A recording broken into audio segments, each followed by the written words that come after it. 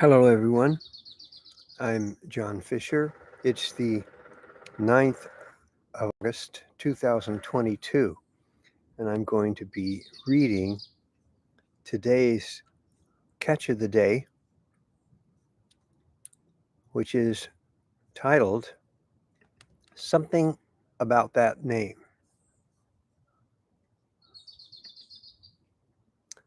Given that I am setting out on a road trip this morning with Chandler to Colorado to look into some possibilities for his future, I was short on time to write the catch this morning.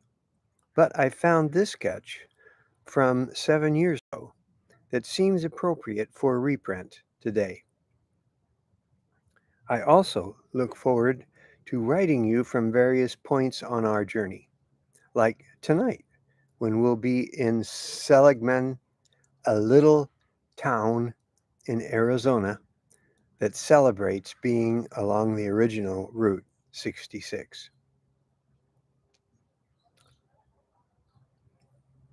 I ran into Chandler the other day at the Coffee Klatch, the local coffee hangout in town where I often go to write.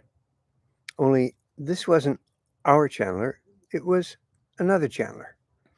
Actually, the only other Chandler I've met since we named our son 22 years ago. I've always been surprised at that. Chandler is such a great name. Actually, it came from his older brother and sister, who named him by combining parts of their names, Christopher and Anne. This Chandler, however, was a college student at Biola University headed for graduate work at Loyola Marymount University. Meeting this Chandler was like uncovering a time capsule. First, he was studying philosophy. Who does that anymore? Not only that, but he's studying continental philosophy, more particularly existentialism. Existential philosophers like Descartes, Kant, Kierkegaard, Nietzsche were the major influencers when I was in college in the 60s. I didn't think anybody even cared what existentialism was anymore. I think of philosophy as thinking for the purpose of thinking. Who does that anymore? Who has the time? Here was a 20 something wanting to get a graduate degree in thinking and ultimately teach as a Christian in a secular university. A poster boy for the catch if I ever found one.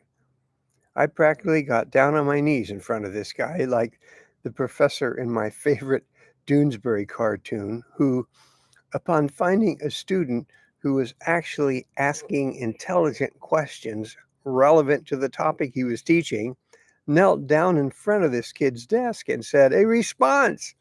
I finally got a thinking response from one of you, and I thought you were all stenographers. A student! I have a student! A student lives! Who are you, lad? Where did you come from? Don't be frightened." I swear, I must have overwhelmed this kid. He wanted to know if I'd ever heard of Oz Guinness. Ha! Our most popular Blog Talk radio guest.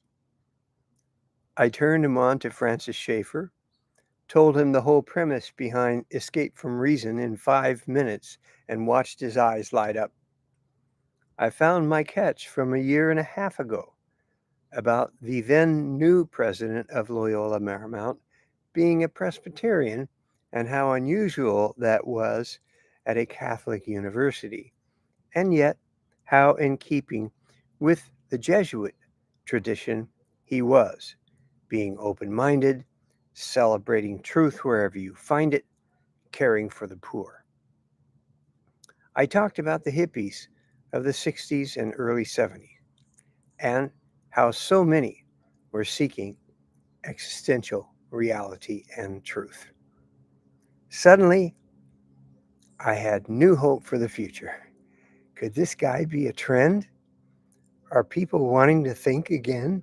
Even Christians? I sure hope so. Our Chandler is a deep thinker, too. Maybe it's something about that name. This is John Fisher for the catch of the day, and grace turned outward.